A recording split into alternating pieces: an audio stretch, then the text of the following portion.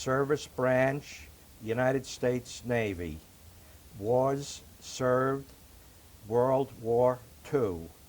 Highest rank, pharmacist mate, 3rd class. And the Interviewers are Scotty Springston, Don Byers. and the camera and sound. Camera and sound is Barbara Dorr, Ryan Seipolt. Okay. Thanks, Richard. First of all, let's get a little briefly what you did before you went into the Navy, your life before the Navy, your home, school, work, and so forth. Before I went into the Navy, I was in high school. I was taking a technical course in industrial chemistry, and in my junior year, I started to feel that I would like to get involved, and I said I decided that when I finished my junior year, I would join the United States Navy, and which I did in June of 1944. And where was that? Where was your home? My home at that time was in Yonkers, New York. Well, we always like to ask, because it's kind of the beginning event, the big event. Where were you? Do you remember what you were doing at the time of Pearl Harbor? At the time of Pearl Harbor in December 1941, I was living in Detroit, Michigan, and I was in I think first year of high school, and I was working part-time after school and on weekends as a delivery boy for a drugstore. And I think it was on a Sunday, somewhere around 1 o'clock in the afternoon, maybe 12:45, that the owner of the drugstore told me that Pearl Harbor was attacked. And it seemed to astonish everyone. It was almost unbelievable that one of our territories would be attacked, a sneak attack by the Japanese. Many people were talking, you know, it was just unbelievable. And how about your family? Family reaction and the friends? They didn't talk about it very much. But you had already made your mind up to go into the service at that point. No, because that was 1941. I was a little bit too young then. Oh. I think I was only 15 years old. Okay. So about 1942, my mother and father moved back to Yonkers, New York. And then I entered Saunders Trade School, Trades and Technical High School, to start my first year. And where did that take place? All right. So I enlisted, I finished my junior year of high school, and I was 17 years old at the time, and I enlisted. I went down to New York City, and I enlisted in the United States Navy. Were there any other people with you? No, I was the only one from my class. So I went down, and I received a letter let's see, a letter probably towards the middle of August as to when to report for my physical exam and entry into the United States Navy. And at that time, being that I was only 17 years old, my father had to sign the enlistment papers. And And then shortly thereafter, I received a notice, I think it was the month of September 1944, to report for boot camp training up at Sampson, New York. and what kind of training was that? Well, they called it boot training. It was basic training where you sort of learn the rules and regulations and certain basic Navy skills, such as tying knots, and you learned about discipline and orders, and you learned about firefighting and lifeboat training. The whole 9 yards. The whole Sounds- 9 yards. After you, how long was that course again? That course was 12 weeks. And from 12 weeks. okay, and from there, where did you go? From there, I went to for hospital corps training at San Diego, California. And what? How did you happen to pick that, or did you pick it, the hospital corpsman?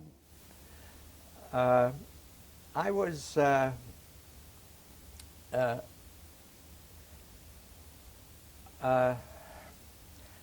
me see. I really from the enlistment center. I was talking about the Navy Medical Corps, and the enlistment officer. He signed me up as a hospital apprentice, second class. So I already went into boot camp as a hospital apprentice. So, all right. And after you got through with your specialty training, where were you assigned after that? The method for assigning a corpsman was based on your academic standing in the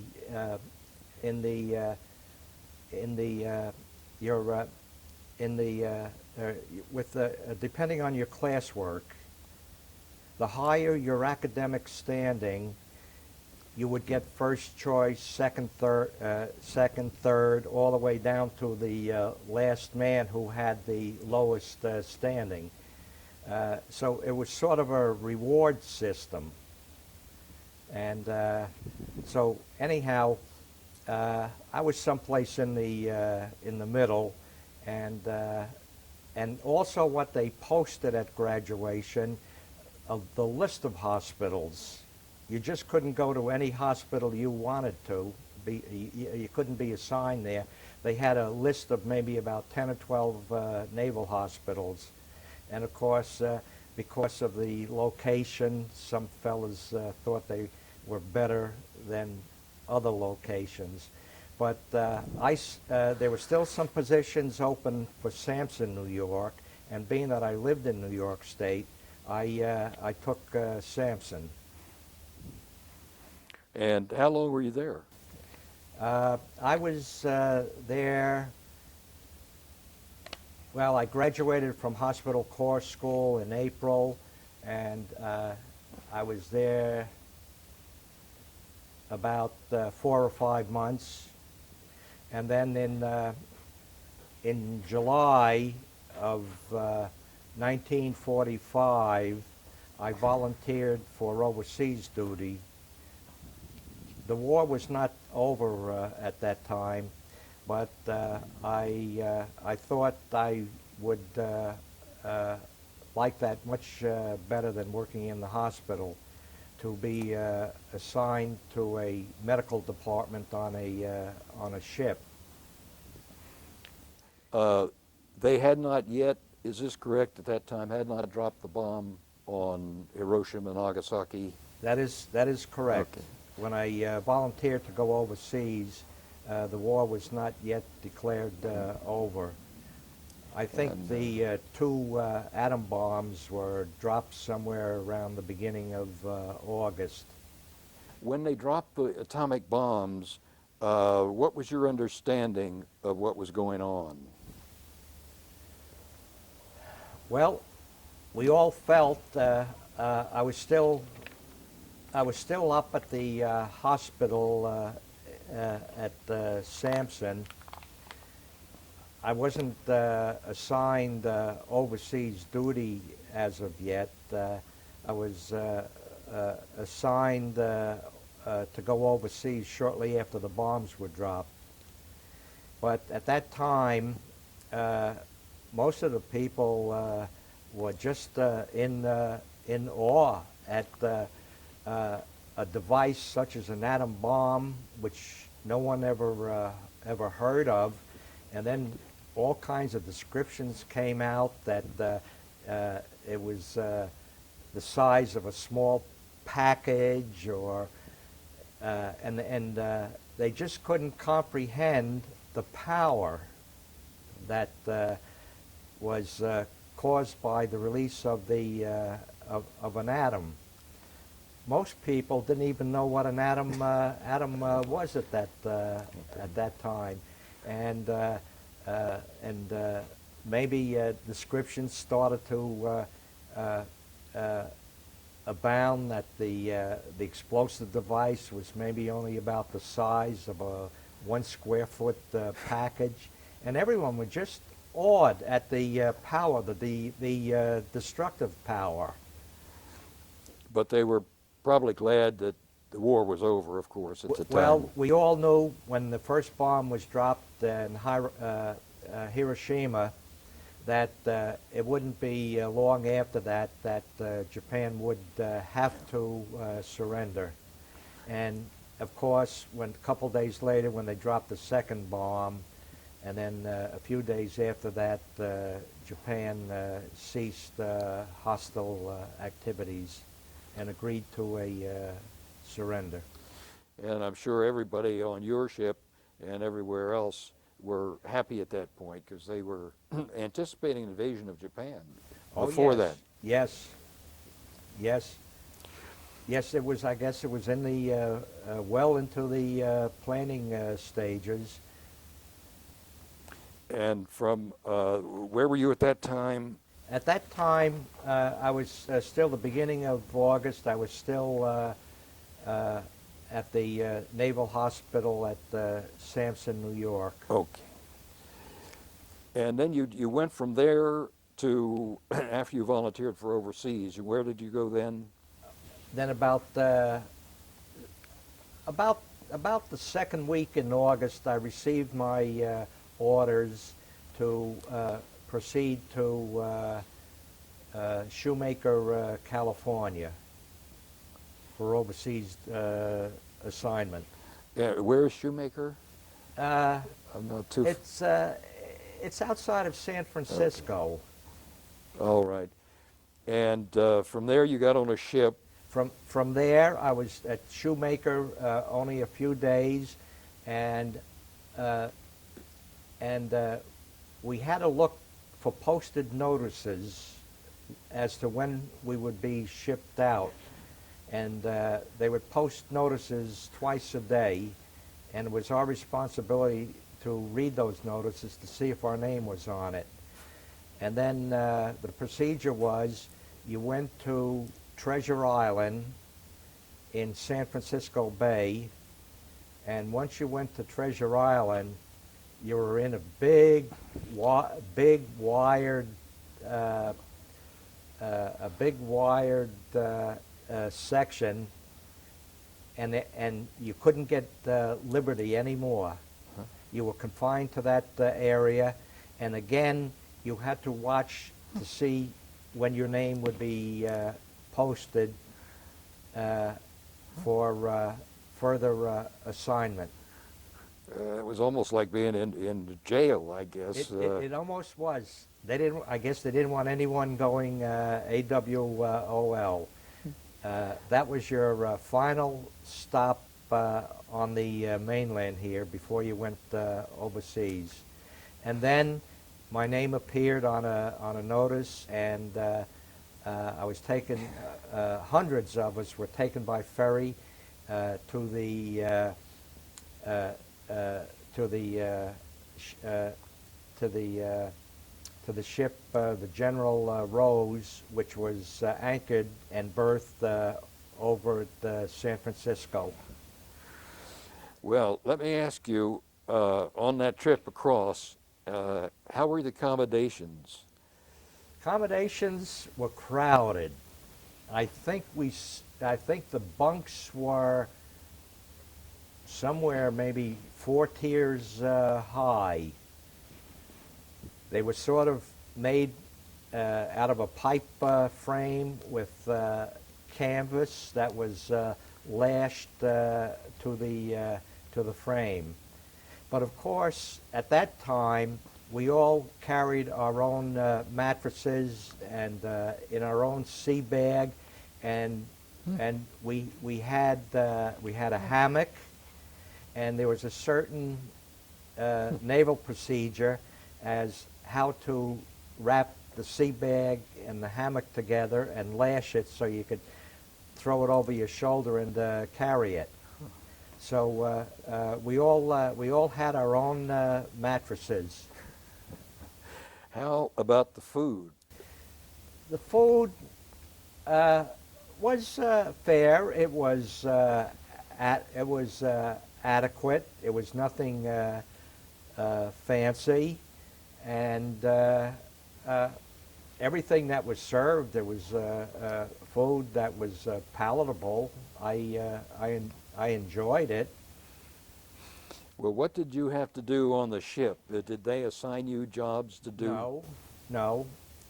Fellas used to hang around and play cards, read books, write letters, and there was an ice cream shop on the ship, which was open certain hours, and they treated us pretty good. There was a small stores. You can go and buy a fountain pen and paper and toilet articles.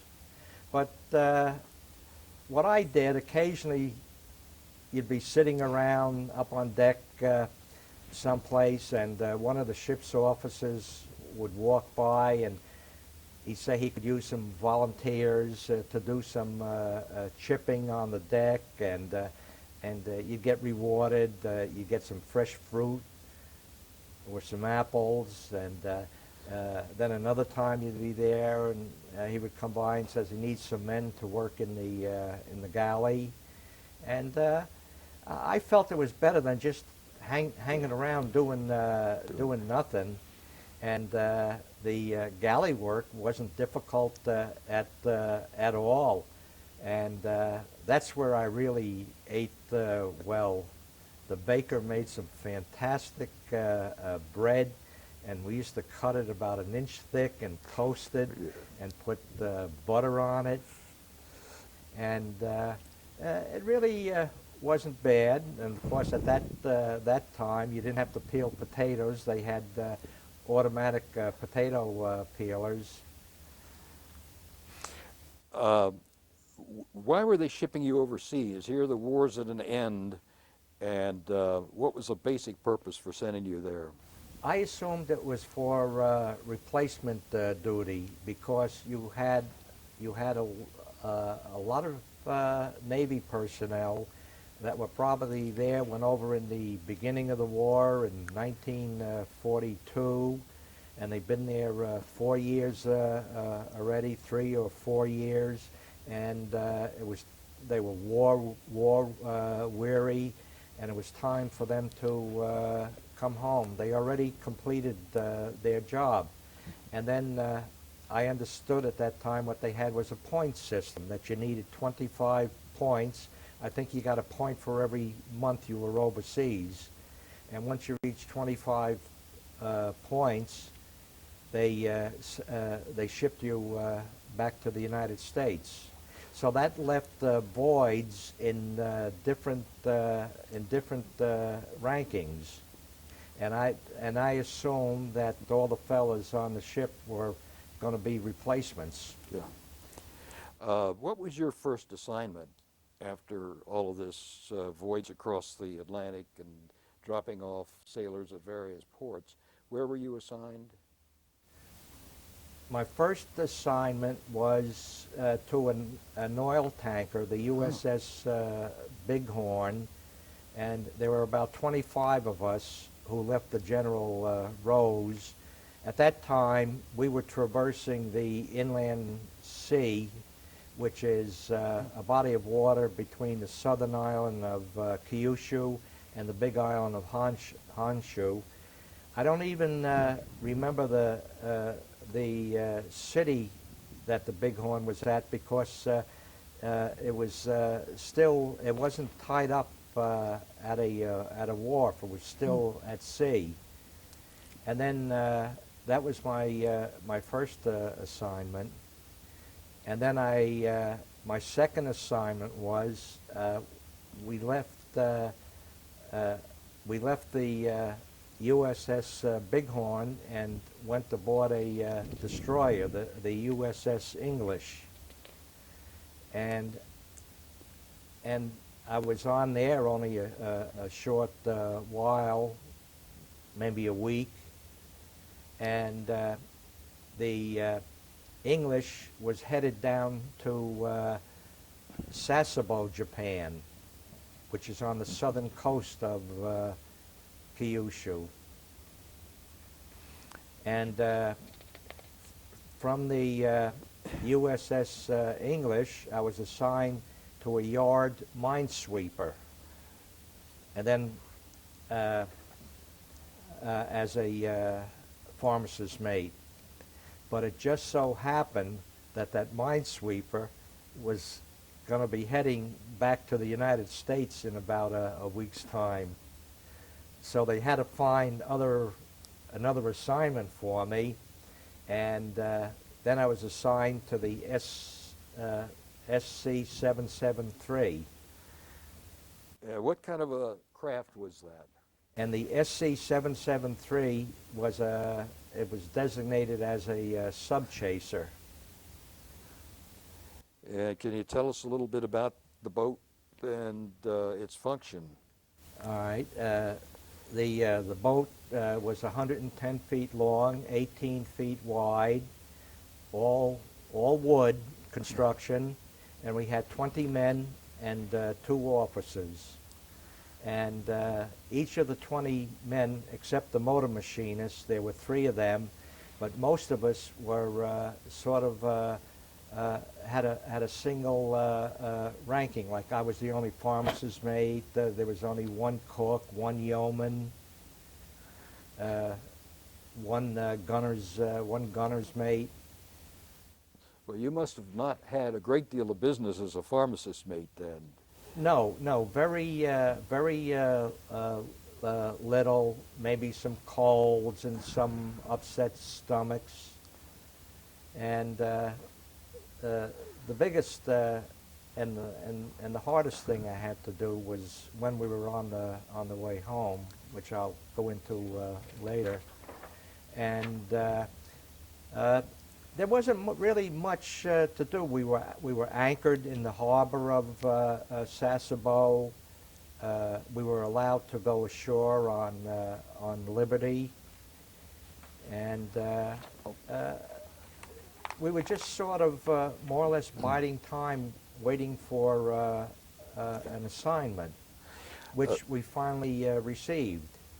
So you did go ashore in Sasebo at that time. What was it like? The reaction of the people and so forth. How did you feel as a sailor going ashore in Japan at that time? Well, at that time, a lot of the Japanese military were discharged, and you would see them around Sasebo. They'd be huddled around a little woodshed, burning a fire. I guess there was nothing for them to do. And I met some Air Force personnel, and they had their flight jackets and what have you, and their leather hats. And I got talking to them. We really didn't talk about the war. They seemed to be a little depressed, I guess disappointed that they didn't win. But I was a little reluctant to get too friendly with them, especially if where I was talking to them was a little bit isolated. There weren't too many people around, especially too many Americans. And this was Japanese you were talking to? Yes. Uh-huh. Yeah. And they could speak English. Is this? Oh, yeah. Yeah, a lot of them could speak English, or what we would call pidgin English. Yeah. They understood. Some of them just spoke Japanese. They didn't know any English. But yeah, you could see they were going to have a hard life for a while, because there was just no civilian commodities available. And was there a lot of damage at that time in Sasebo? Had that been bombed or shelled? I really don't know. Okay. I really don't know. I saw some damage, but I don't know how the damage, what happened. It wasn't too significant. Then from there you were sent from Sasebo. Where did you go next? We received an assignment to go and sweep mines outside of the harbor of Nagasaki, and they put mine-sweeping gear on. And apparently the officers had some training, because they were pretty good telling us, you know, how to set the equipment. And talk a little bit about that equipment. And you were sweeping mines, I think you said. How would you sweep them? Moored mines, the ones that were anchored by a cable. They were the round ones with the horns. And the horns were made of glass, and when a ship would hit them, salt water would get in, and through some chemical mechanism would detonate the mine. And so we were almost the perfect type of vessel for sweeping moored mines, because we only had a draft of about 5 or 6 feet, and the mines were usually set down maybe around 12 feet or so to catch the larger ships. So they were originally submerged, the mines were submerged. Yeah. So you would, in sweeping them, you'd cut them loose? Yes. We had a mechanism that would cut the cables, and they'd float to the surface, and when we were a safe range away, a gunboat would blow them up. Must have been dramatic when they hit them. Were they pretty good explosion? Oh, I imagine so. Sure, they would probably take a freighter down. Okay, so you didn't do that. You just cut the cables, basically. We did, yeah. Oh, I see what you mean. Yes, when the gunboat would fire at them and detonate them. Yeah. Pretty good show. Oh yeah, pretty good water spout. And what was your assignment during the sweep operations? I helped let the cable out and connect the mine-sweeping gear. It seems one of the officers and a bosun mate was sort of in charge, and everybody pitched in, regardless of your rank. If you weren't on duty, you weren't on lookout, you weren't on the helm, or you weren't a motor machinist, you pitched in and helped out. Were there any close calls or any incidents that are particularly noteworthy? No, No. Okay. no, everything went very smooth. All right. Well, you talked about a stop that you made at Nagasaki, Yes. and you had an opportunity to go ashore. This was how long after the bomb? Oh, this was, gee, I don't know, maybe around January of 46. And what was your impression, again, of the people and the situation at that time? All right. Uh, uh, what happened was we completed our minesweeping mission, and we went into the harbor of Nagasaki and just anchored and stayed there one day. The captain figured he'd give us a little time ashore if we wanted to go and see things. So we weren't there very long. Like I said, just one day. I didn't see very many Japanese people. I didn't see very many. Destruction, however, you saw a lot of destruction, obviously. I saw the area where the bomb hit, and we didn't know much about radiation at that time, and we decided that once we turned a corner and saw it, we better, just take a look for a couple minutes and leave the area, because, like most people at that time, we were very naive about atomic and nuclear physics. Most of us just didn't understand it. We knew radiation was harmful. Were you? Excuse me. So anyhow, we just took a look, and it was pretty much devastated. There were a few buildings standing, and one pretty good-sized factory that was standing. I don't know, it might have been 6 stories high, and it seemed to be burnt out. And but it was amazing. The brickwork was heavily damaged, but it was standing. The structural steel was still there, holding the building up. Did they check you for radiation when you got back to the ship? No, we didn't have any of that type of detection equipment. And nobody was too concerned about it at that time. They said, "Go take a look." Yeah. Okay. Yeah, and then we sort of walked around. We stayed near the pier area because even though it was about 5 months after the conclusion of the war, we still didn't know, what could happen to us. Yeah. We didn't understand the people that much, whether they were still hostile or what was in their minds. So we just sort of walked around, and there really wasn't that much to see. That was of interest to us. Well, you obviously, like everybody else, had been thinking in terms of the invasion, the possible invasion. Oh, yes. And what were your thoughts about the bomb and its effects on that?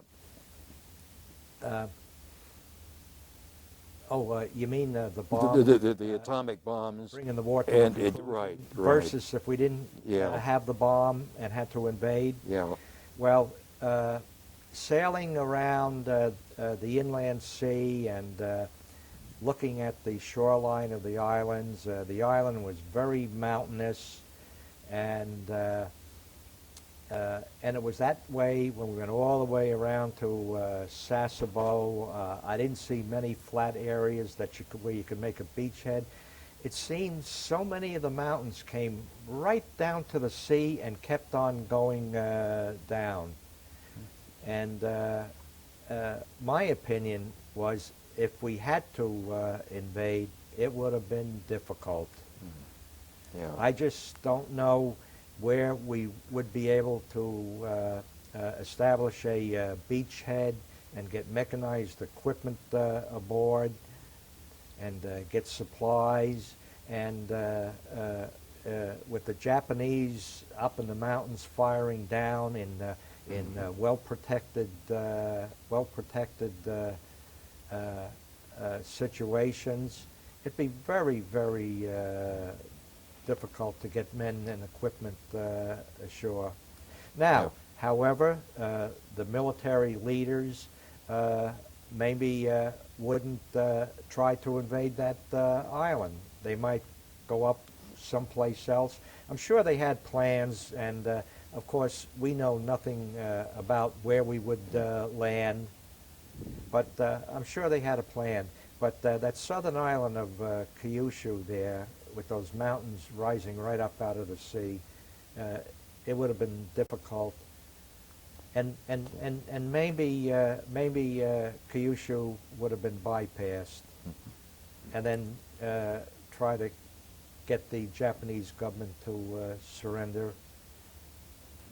Saved a lot of lives on both sides. Yeah. Definitely. Yeah. Definitely. Your feelings after taking a look at Nagasaki, is that right? Not, Yeah, yeah, okay. Yeah, your feelings on seeing the destruction there. well, I really didn't have really any feelings that I could remember. I think it's because I was a young man yet, Yeah. you know, and I had a job. I was doing a job. I was a member of the United States Navy, and really didn't think of political aspects of the end of the war and what was going to happen, and I would just do my duties. Yeah, you and a lot of other people at the same time were doing the same thing. I knew I knew a lot of people. They said a lot of people were killed and wounded, but you really don't think much about it when it's someone else. If it was an American, if it happened to America, I think I would have stronger feelings, and I would have more anger because I was an American. But something like that happening to a foreign nation, I felt it was a way of concluding the war. And war is hell. I forget who said that. But war is hell. It's no picnic. People get hurt, they get killed, they get maimed. And I think when it happens to your own, you have more compassion than to the enemy, because the reason you're out there is because of something that happened. Your nation was attacked, and the most important thing is to complete the mission to a successful conclusion, regardless of what it takes, to save people of your own nationality. Well, after you had taken a look around, and you were soon to go back to the States, I think, for for discharge. Is that right? Yeah, they were really winding down now, and we got our orders to go back to the States.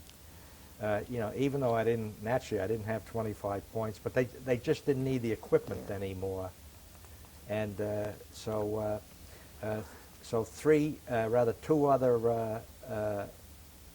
two other SCs and a couple other smaller ships. We formed a little convoy and left Sasebo and started home.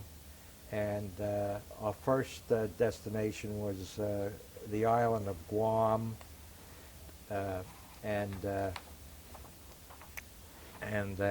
but before we got to Guam, we had a cracked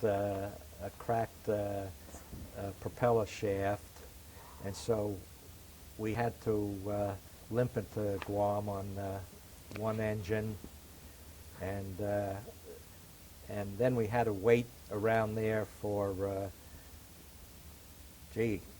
about 10 days for a small pontoon dry dock to become available.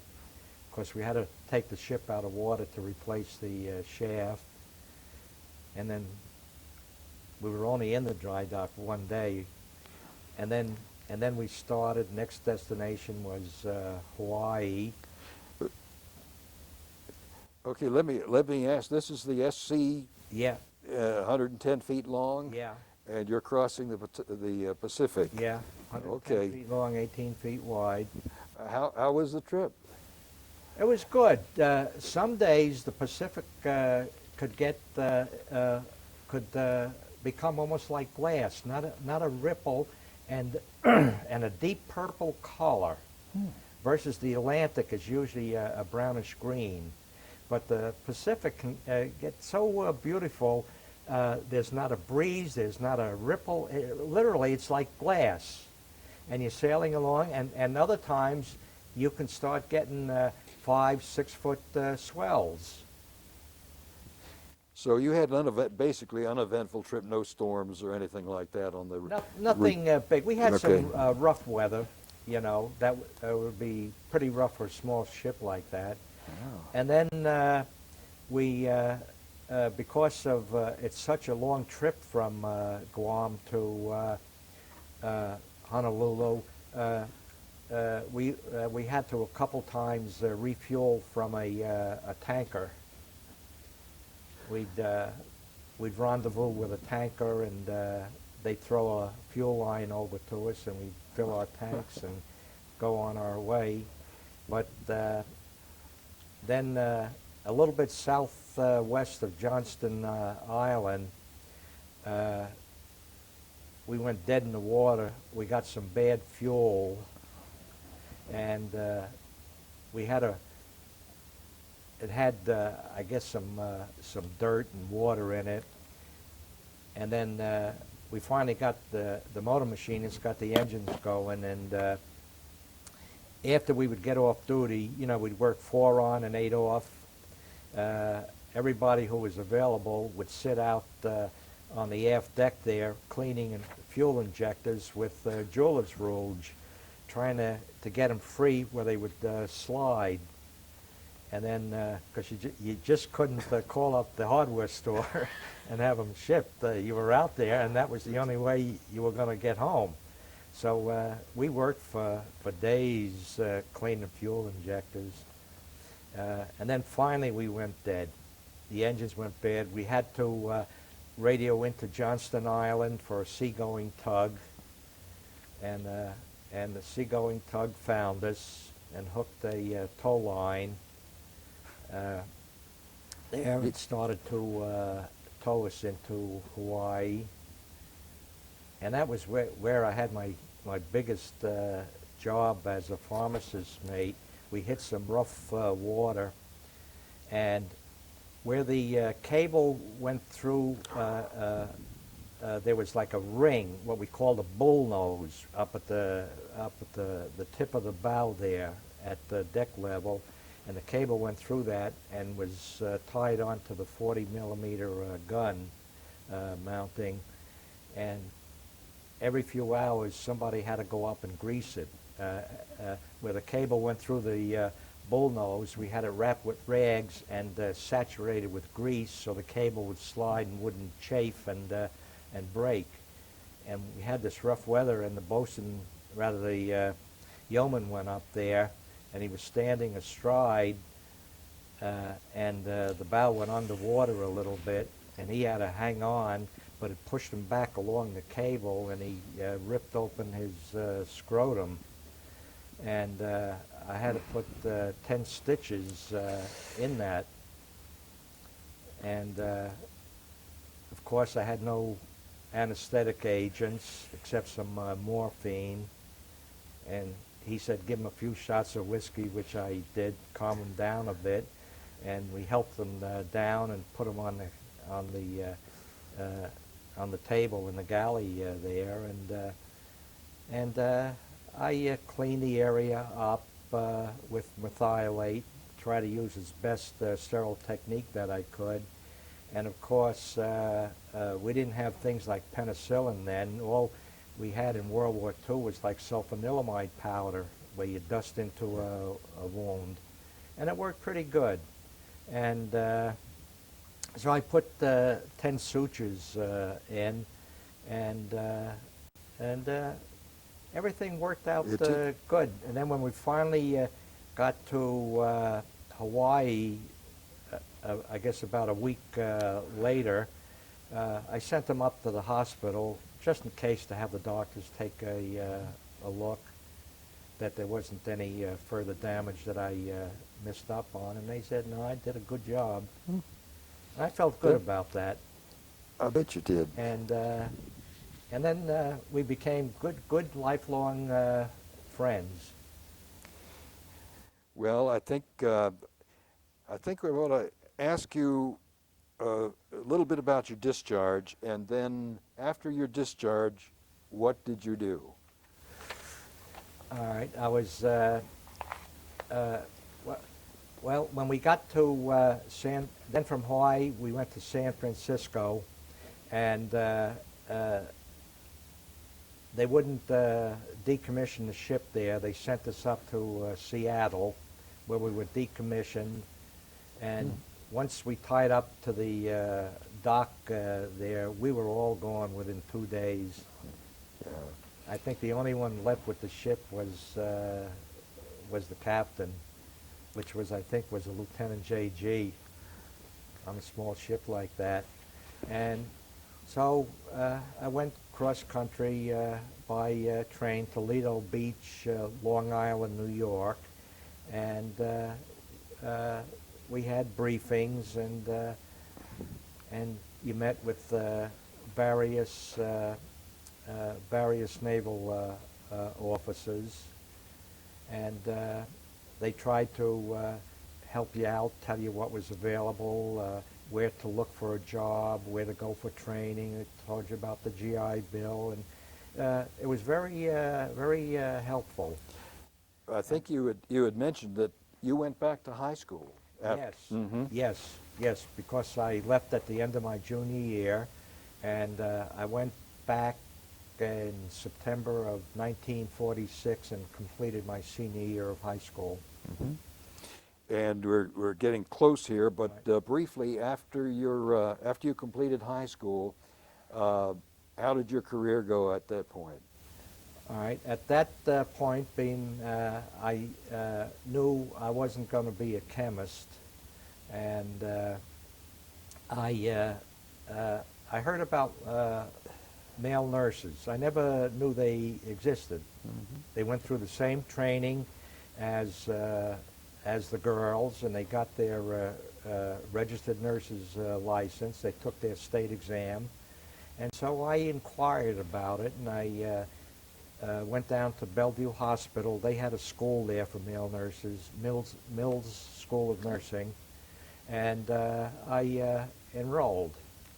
And I went through the 3-year program and got my RN. And then how long did you practice as an RN? I practiced, I graduated in 1951, and I practiced till 1962.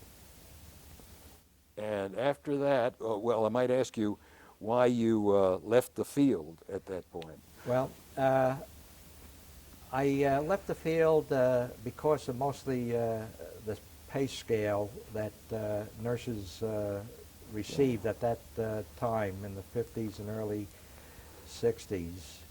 And I was married at the time. I got married in 1951. We had a daughter, and we had the second one.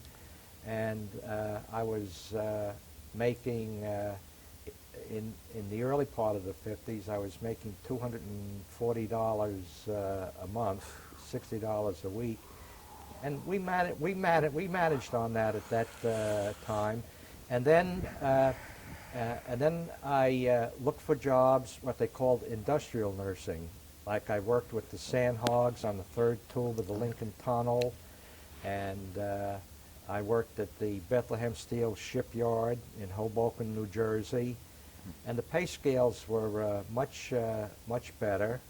And then in 1956, I was offered a job as a staff officer on the U.S.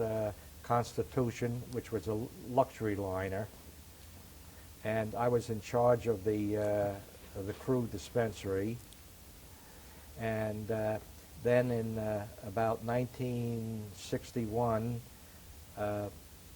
American Export Lines acquired the nuclear ship Savannah, and I went with that program and had training in health physics, which is nuclear detection and surveillance. And I was with that problem, and rather with that ship, and that program was not successful because we never went overseas because ports that we were going to visit wouldn't have a nuclear ship in. They were afraid it would become, everybody thought at that time, even to this day, that a nuclear reactor can become an atom bomb, which is impossible. But it's unfortunate that a lot of people don't have a good scientific background, and we see how well the Navy does with their nuclear-powered ships. But so the United States never pursued it after they closed down the Savannah program. They just abandoned it, and they never try to make merchant vessels, a successful merchant vessel program using nuclear power. We just have a minute or two. After you worked as a nurse, then you got into another career field. I left the field in about 1963. My brother worked for a HVAC engineering firm. That's heating, air conditioning, ventilation, and cooling. And I learned drafting, and I learned formulas, how to do heating, cooling calculations, and I learned to be a pretty good designer of boiler rooms and chiller rooms, ductwork piping. And it was more or less a question of economics. Why, when I left the nuclear ship Savannah program, I didn't go back into nursing. Well, it sounds like a pretty rich career, actually. Yeah. And where did you wind up? Where was your last job location? Was that Yonkers? No, that was in Charlotte, North Carolina. Mm-hmm. I worked for an architectural engineering firm there. I worked for them for 11 years. And then in 1990, I retired and moved to Williamsburg. Anyhow, we are very appreciative of you coming in here and committing yourself to the video. This is a photo of the graduating class from Hospital Car School in San Diego.